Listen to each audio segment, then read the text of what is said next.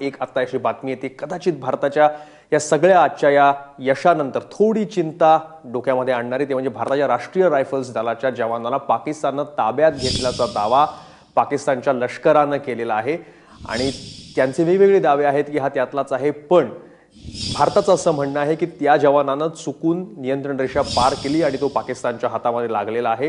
प्रशांत कदम आपले प्रतिनिधी आपल्या सोबत आहेत। प्रशांत, कोण आहे हा जवान? हा त्या ऑपरेशन मधला आहे का नंतरच्या कुठल्या घटनेमधला आहे? भारतीय लष्कराकडनं काय सांगितलं जात आहे?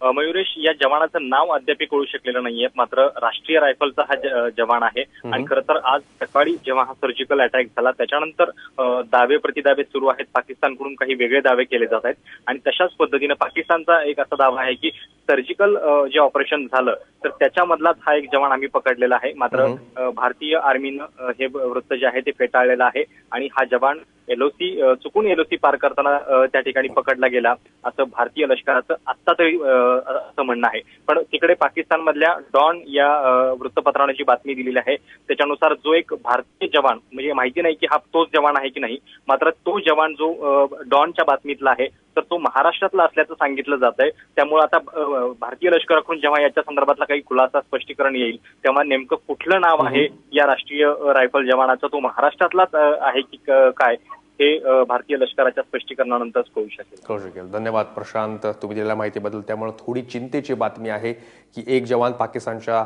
ताब्यात पडलेला आहे, पकडला गेला, एवढं तर नक्की। पण हा नेमका कोण आहे? दावे प्रतिदावे केले जातील, पाकिस्तानकडनं वेगळा दावा केला जातोय, पण भारतीय लष्कराकडून अजून केवळ तो चुकून पलीकडे गेला राष्ट्रीय रायफलचा जवान असं म्हटलं जात आहे। अधिक उत्तराची अपेक्षा आहे।